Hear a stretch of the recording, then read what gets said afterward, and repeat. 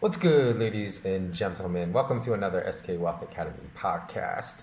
So, this one's titled, I recommend that you panic about the coronavirus if you're in America.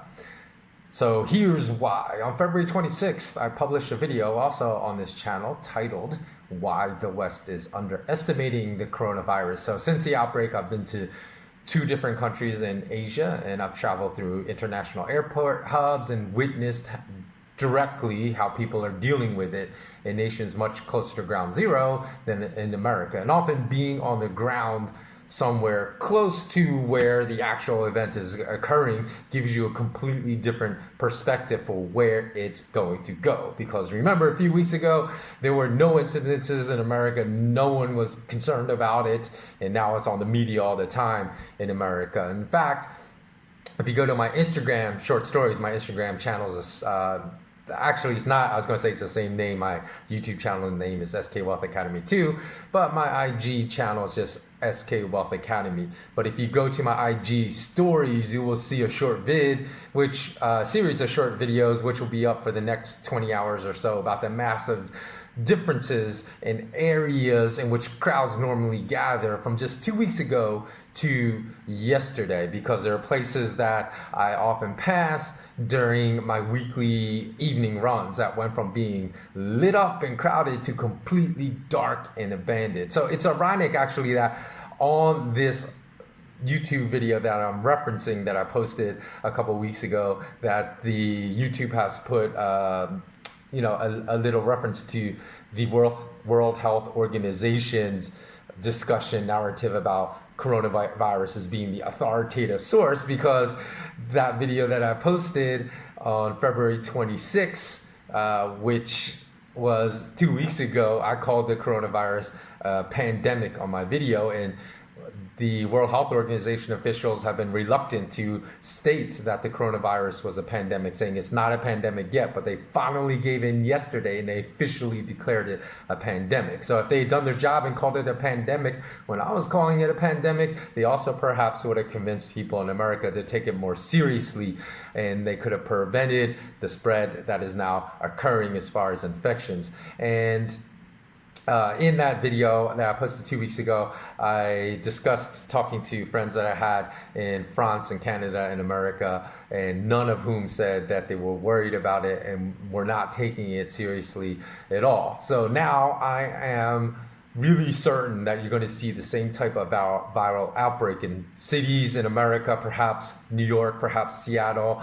that was witnessed earlier, say in Daegu, South Korea, in which the number of infected was doubling every 24 to 48 hours. So in Daegu, no one was concerned when the doubling numbers were like 5 to 10 and 10 to 20 and 20 to 40. But obviously, when the numbers reach the hundreds and they double every 24 to 48 hours, then it becomes much more serious. And when they're doubling from 200 to 400 to 800 to 1600, then thousands become infected very quickly. And I believe that we will see such a situation if they're not suppressing real information happening in New York, simply due to videos I've still seen in New York about people gathering in very crowded places, not taking any type of precaution at all to avoid crowded places and crowded gatherings. And even Coachella, the famous Coachella Music Festival in California, in India, is that where it is, was canceled earlier because of concerns that many people could be spreading infections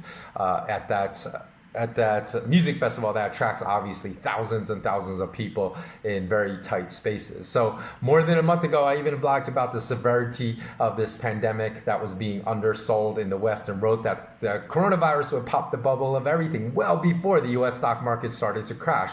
So I was very clear to state that coronavirus would not be the primary factor responsible for the US stock market crashing, as it was all, and it would only be the trigger, because clearly foolish central banker monetary policy that reflated the bubble for more than a decade after the 2008 global financial crisis is responsible for what's happening now in the US stock market, the crash. Because the crash would have happened regardless of if there was a viral pandemic or not. That would have happened this year. So the coronavirus only served as the trigger to pop the bubble of everything. But I predicted that the coronavirus would pop it well before the U.S. stock market crashed. And on print, which you can find on my news site, I also specifically named 14 stocks that would crash because of the U.S. stock market eventually crashing because of the coronavirus. And I would stated that the West was underestimating the economic impact of the coronavirus when it popped the bubble of everything. And 13 out of those 14 stocks that I specifically named would crash, and you can go find them on my articles on my news site at malamalama.com/WordPress have now fallen 20 or fell 20 to 37% within the next following subsequent 4 weeks after I said that they were going to crash. And ironically, the only one that didn't was a Chinese, or the majority of them. I think there are two that were only down by like 10%, but the majority of them crashed by 20 to 37%. And ironically, the only one that didn't crash was a Chinese airline. So that's with great irony, because I'm sure that Chinese airline has suffered a massive, significant downturn in revenues, have the other airlines I named that were going to crash. And it's probably, I would say, the reason it hasn't crashed is probably being artificially propped up now by intervention from the Chinese government and the PBOC. But so eventually, probably that airline will crash as well as far as its stock price. But furthermore, though I didn't name specific companies in this case, I wrote that any company that depended upon as a revenue source, large events and crowds would also suffer tremendously. Now we also see that prediction coming true, as in America, the US NCAA college basketball tournament just announced that tournament will take place with 0 fans in attendance due to the coronavirus threat. And as well, later this week, for those that sign up to my free newsletter, which you can find the sign up screen on my news site at malamalama, again, that's spelled MAALAMALAMA, exactly how it sounds, /WordPress. I will inform you of why U.S. President Trump held an emergency meeting with bankers at the White House. Of course, I'm asking media all day to say it's to stop the U.S. stock markets from bleeding, and that was one of the primary pillars behind that meeting. But there was a near nuclear event in the financial markets that happened this past week that would have triggered more massive destruction of capital market asset prices that came within a hairline of triggering that no media channel reported on this week. And if you want to find out what that event was, so you can keep an eye on it, just subscribe to my newsletter today, because I will only talk about this event in my newsletter. I'm not going to talk about on my news site, and I may send that newsletter out tomorrow. It's definitely going to go out within the next few days. So if you don't sign up today, you may miss it. And I'm only going to discuss this in my newsletter. And I will also discuss in my newsletter why oil prices have plunged, because I wrote in length an article about why this happened. And I didn't predict this particular event, but I wrote the reasons why such an event could happen years ago. So I'll provide the link to that article. So for those of you that want to go read it, everything will make sense about what's going on in the oil markets as well. But this nuclear event, if it was triggered this past week, which it would have sent gold and silver prices skyrocketing as far as why gold and silver prices are being dampened and pushed back again, especially gold, because after it broke the $1,700 ounce mark earlier this week, it's been pushed way down. If you want to know, I provide updates every single week to my transcendent level patrons about gold and silver price movements and why they behave like they're behaving and where they're destined to go. And as well, for my patrons, you also know that I discussed an option strategy that we just recently closed out for about 400% gains, or depending upon how long people stayed in it, perhaps they even closed out bigger gains than myself at 500 to 600%. So Americans, you should panic about the coronavirus threat. And I say this not because of the economic impact. I'm saying this because of the health impact, because of how you need to protect your health. And only because no one I know that lived in America was taking it seriously just a couple weeks ago. Maybe they are now, due to the media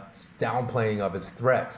So I've heard New Yorkers interviewed on TV, not New Yorkers I know, because I do know people living in New York, but I haven't spoken to them specifically about this, how they're dealing with the coronavirus threat. But I've watched New Yorkers interviewed in the mass media and stating that, hey, you have to live your life. You can't let the coronavirus keep you from doing things you want to do. And when I heard that, I was like, what? That's just stupid. Of course you have to make concessions and sacrifices, like avoiding really crowded areas, avoiding hubs of international travelers if you can, taking taxis instead of subways. You don't want to live in fear, but taking necessary precautions and adjusting your habits to protect yourself is way different than living in fear. And since everything I've said about predicting where this would go for the last month or two has been well on track, and everything the mass media in America was saying was well off track,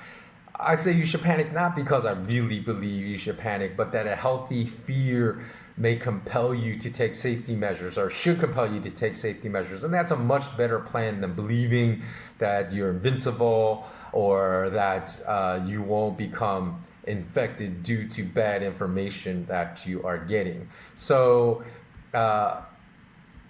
as I've iterated on this channel, when it comes to situations like this, listening to your government is only going to get you sick. We all need to think for ourselves in situations like this and to make up our own minds about what we should do that's best for us, our families, and those we love. Because the Japanese government recently issued a statement saying it's unthinkable. They say it's quote unquote unthinkable to cancel the 2020 Olympics because, of course, money's more important to politicians than human life. But I also released a video just a week or two ago stating that a lot of the venues where Olympic Games were to be held in Tokyo are likely to have unsafe radiation levels as well. And I said this was information I discovered several years ago, so I don't know if they're still at highly unsafe radiation levels. So this is something you should check out on your own. But I said I discovered this through once I was planning a trip to Tokyo, and I read scientists that had lived there for generations and that had actually moved out of Tokyo after living there for generations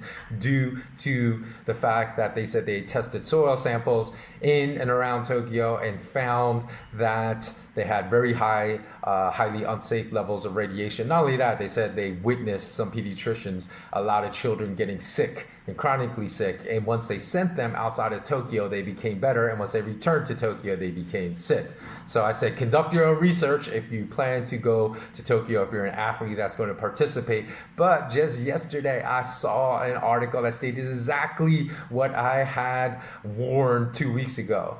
So believe your government or believe yourself about safe conditions, whether it has to do with viral pandemics or the existence of unsafe levels of radiation. But for me, I'll choose to bet on me 1,000,000 times out of 1,000,000, and so should you. And I know that most politicians and businessmen will choose to market money and profits over human life. So finally, before I end this video, let's talk some UFC, because as a lifelong martial artist, I've always said that there are many lessons that are very transferable from martial arts to the real world. So self-reliance and discipline are two fundamental pillars and constructs all martial arts will learn about. In fact, discipline is so much more important than passion. People always talk about, hey, you have passion for whatever you're doing in life. No, passion is not going to get you through the hard times and struggles, like in a career, making your choice based upon passion. Discipline will, though.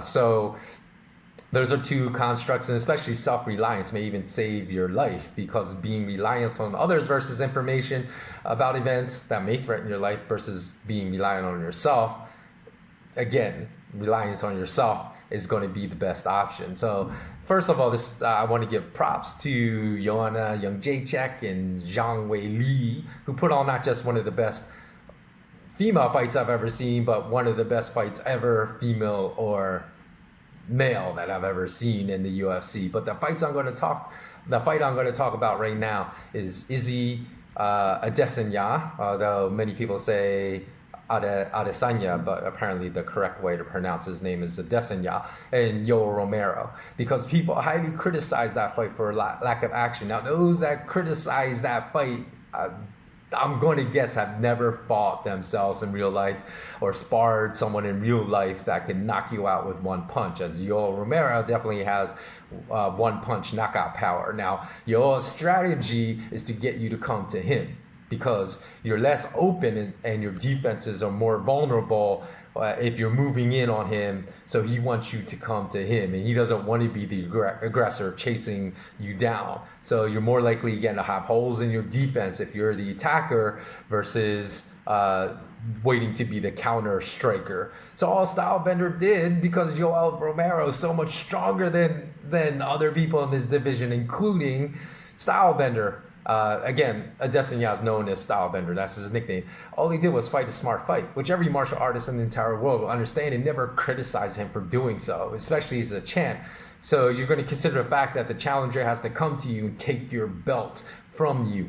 Or you could be the aggressor and then get knocked down in the process. So what choice are you going to make? If that were you, 1,000 times out of 1,000, you're going to act exactly like Stylebender did. Now, if you have two, this is what I learned in martial arts. If you have two expert swordsmen, some swordsmen are expert counter strikers and will remain motionless in the duel because they want you to be the aggressor and make the first move. In fact, there have been instances in the past, during the samurai era in Japan, when two expert swordsmen, you would fight to the death, right? And they would face off, and both would remain motionless, squared off against each other, motionless for minutes on end, because they wanted the other person to strike first, because they planned a counter strike that would kill their opponent with one strike only. So once engagement starts between two expert swordsmen, a fight will never last. If they're fighting to the death, as they did back in the samurai day, that fight will never last more than 8 to 10 seconds. Somebody is going to make a mistake and die within those 8 to 10 seconds. So the consequences, obviously, in the UFC fight, when your weapons are your fist, your elbow, your knees, and your shin, are not as high. What's the word I'm looking for? Are not as high stakes, obviously, as if your weapons were swords, but still having the patience to do the right thing and not be goaded into making mistakes because the crowd is booing, because they don't understand, because they're not martial artists or not fighters. They don't understand that smart strategies versus dumb strategies, and they try to goad you into taking a dumb strategy. But we're Stylebender to have lost because he let the crowd goad him into aggressively going after Romero, and with a high likelihood of getting knocked out in the process. When other people goad you into making mistakes, and then you lose something that's extremely important to you, guess what? The people that goaded you into that mistake are not going to be by your side. They're not going to lift you up. They're not going to support you. So this is, again, extremely important lesson to learn in life, because you need to be patient sometimes in life and to make the right decisions versus the crowd that's trying to goad you into making a wrong decision. And think about this for a second, because you may think that I just completely went off on an unrelated tangent to everything else I spoke about earlier in this video. But if you think about it long enough, you will realize that what I just spoke about is related to everything else in this video. So I'm going to wrap it up now. So please subscribe, hit the notification bell too, because if you don't hit the notification bell, even if you are already subscribed, you're not going to get notifications of new videos when I upload them. And also, if you want to know about what that nuclear event, we came to a hairline of this past week in the global financial markets that would have seen the global markets implosion accelerate. Don't forget to subscribe to my free newsletter. Go to malamalama.com/WordPress. And as always, remain intensely curious. Until next time, have a great day, have a great evening, and I'll see you in my next video. Take care.